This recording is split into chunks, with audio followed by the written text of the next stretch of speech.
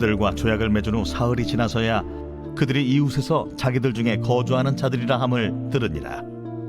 이스라엘 자손이 행군하여 셋째 날에 그들의 여러 성읍들에 이르렀으니 그들의 성읍들은 기브온과 그비라와 브에롯과 기럇 여아림이라.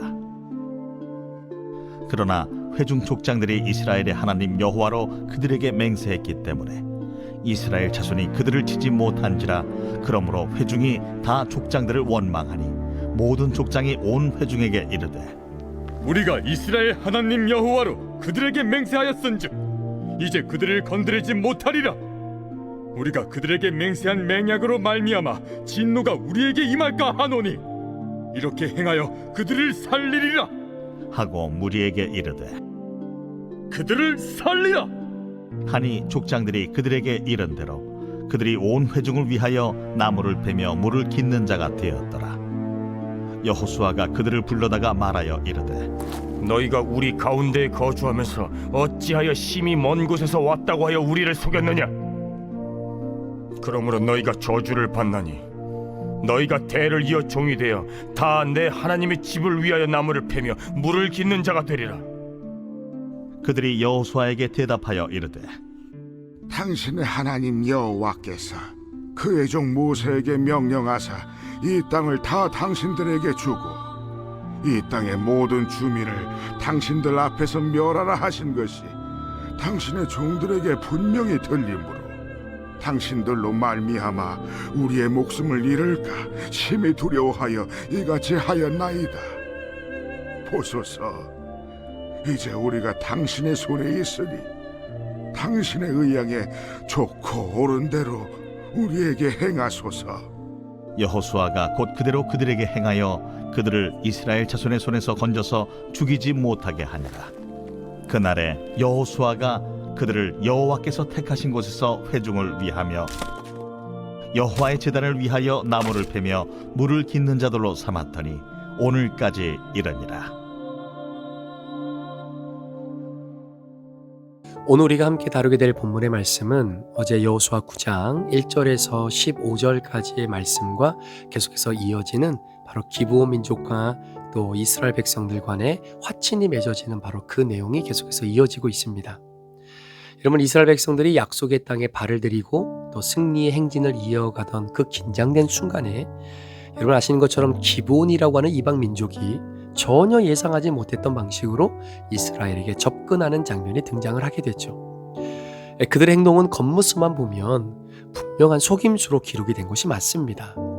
그러나 표면을 좀 걷어내고 깊이 좀 들여다보면 기브온 사람들의 선택에는 놀라운 신학적인 의미가 좀 담겨 있는 것 같아요.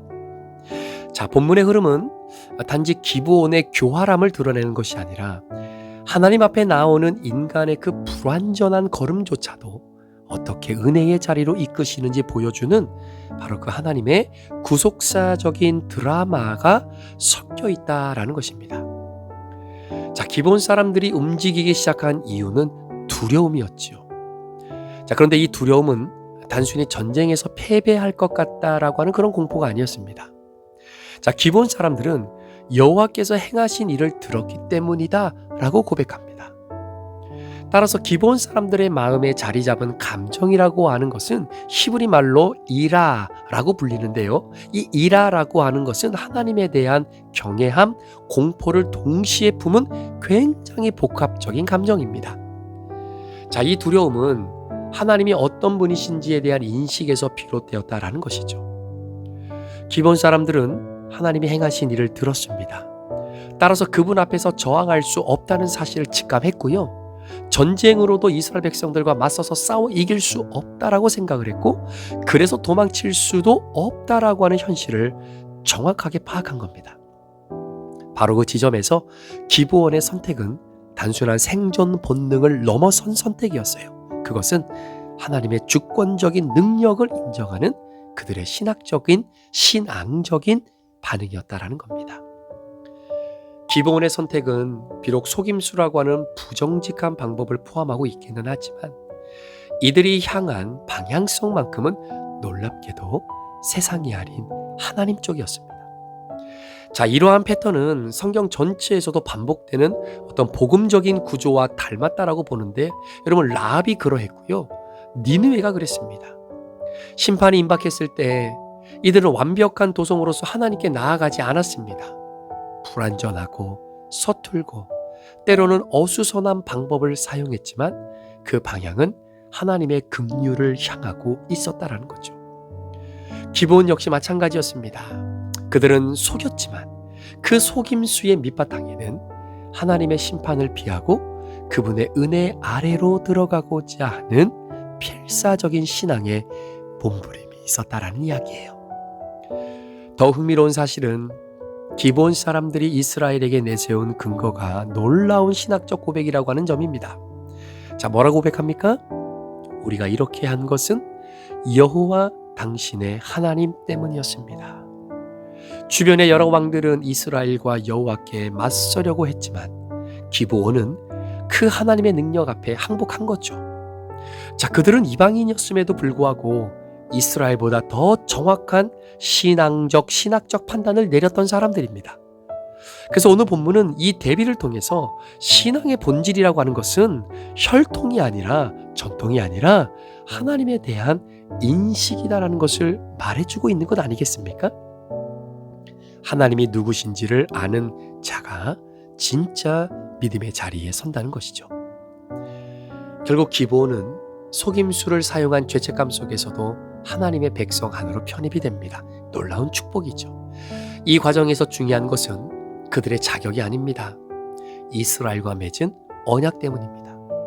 이스라엘이 그들과 조약을 맺었다면 그 언약은 인간의 감정이나 판단에 따라 철회될 수 없는 조약이죠. 하나님께서 언약을 중요하게 여기셨기 때문입니다. 자, 이 사실은 구약 전체를 흐르는 신학적인 원리이기도 한데요. 구원은 인간의 행위가 아니라 하나님의 약속, 하나님의 언약에 의존한다라는 것을 선명하게 드러내는 사건이 바로 기브온이 이스라엘 백성들 안으로 편입되어지는 바로 이 사건의 전말입니다. 기브온은 하나님의 은혜의 그 은총으로 결국 이스라엘 백성들 안으로 포함이 되는 그 은혜의 언약을 바라보게 되죠. 그들이 잘해서 구원받은 것이 아닙니다. 하나님 백성과 맺은 언약이라고 하는 은혜의 틀 안에 들어왔기 때문에 보호를 받게 되는 것입니다. 흥미롭게도 기브온은 종으로 살아가는 규정을 받게 되죠.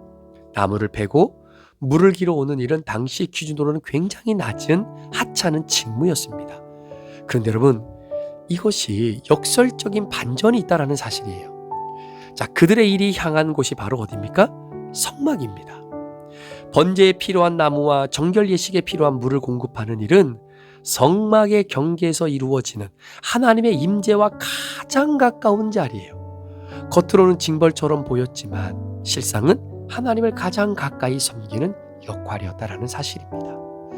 하나님은 이방인의 속임수조차도 오히려 하나님 앞으로 가까이 이끄는 통로로 삼으신다는 것, 여러분, 이 장면 자체가 은혜라는 것이 인간의 실패를 단순히 덮어주는 수준을 뛰어넘어서 그것을 새로운 역할과 소명으로 변화시키는 방식으로 작동하고 있다는 것을 보여주는 것입니다.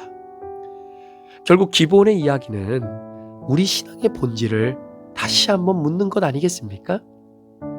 신앙생활은 완전한 행위에서 시작되지 않습니다. 정교한 외로움으로 하나님 앞에 서는 것도 아닙니다.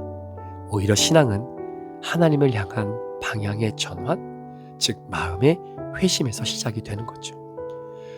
여러분의 발걸음이 불완전한 발걸음이라도 그 발걸음이 하나님을 향하고 있다면 그 길은 은혜의 자리로 이어지는 것입니다. 기브온 사람들이 보여주는 믿음의 핵심은 도덕적인 완전함이 아니라 신앙적인 방향성이에요. 그들이 하나님 편으로 돌이킨 그 방향이 결국 그 자신들의 생명을 하나님 쪽으로 이끌었다라는 거죠. 오늘을 살아가는 우리 역시 이 본문 앞에 질문을 던지게 됩니다.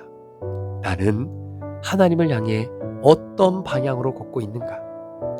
나의 두려움, 나의 부족함, 나의 비틀거림조차도 하나님께로 향하고 있는가? 신앙은 잘하는 것이 아니라 올바른 곳을 향하는 것입니다. 오늘 기브온의 이 이야기를 마무리하면서 오늘 이 본문이 우리에게 던지는 메시지, 여러분, 완벽하지 않아도 됩니다. 철두철미하게 준비하지 않아도 됩니다. 하나님께 나아오기만 하십시오.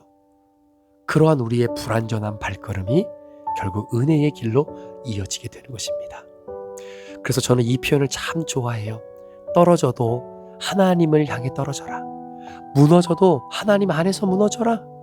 또한 내가 정말로 실패해도 하나님 안에서 실패하는 거죠. 그러면 그 완벽하지 않았던 실패, 그 부족한 비틀거림조차도 하나님께로 흔들리고 하나님께로 떨어지고 하나님께로 나아가는 비틀거림이라면 그 걸음이 결국 우리를 은혜의 길로 인도한다라는 사실을 다시 한번 기억하셨으면 좋겠습니다. 오늘 하루를 출발하며 주 앞에 살아가는 우리 사랑하는 성도 여러분, 어떠십니까? 저와 여러분의 발걸음이 좀 비틀거림이 있으세요? 이런저런 어려움 때문에 오늘도 한숨으로 하루를 시작하실 수밖에 없으십니까? 아무것도 변화되지 않는 일상 속에 오늘도 무한적 반복으로 살아가는 그런 무기력함 속에 내가 빠져 있지는 않습니까? 그래서 이렇게 저렇게 흔들릴 때가 있지 않으십니까? 그런데 그렇게 흔들려도 비틀거려도 하나님을 향해 가고 있다면 괜찮습니다. 하나님이 여러분을 은혜의 길로 인도하실 줄 믿습니다. 그 은혜가 오늘 저와 여러분들에게 주어지는 복된 하루가 되시기를 주의 이름으로 축복합니다. 기도하시겠습니다. 하나님 아버지, 비틀거리는 내 인생 하나님 앞에 내어드리기도 참으로 연약하고 부족해 보이지만 그런 부족함을 외면치 않으시고 넘어져도 하나님 안에서 떨어져도 하나님은 쪽으로 떨어지고 그리고 비틀거려 걸어가도 하나님의 은혜 방향으로 걸어갈 수 있도록 우리를 인도해 주시니 감사합니다. 그 길이 결국 하나님의 은혜의 길임을 깨닫고 우리 가정이 비틀거려도 하나님께로 나아가고 있는 상황에서의 비틀거림, 우리 교회가 힘들어도 하나님을 향해 나아가고 있는 교회의 비틀거림이 되게 하여 주시옵소서. 감사를 드리며 예수 그리스도의 존귀하신 이름으로 축복하며 기도합니다. 아멘.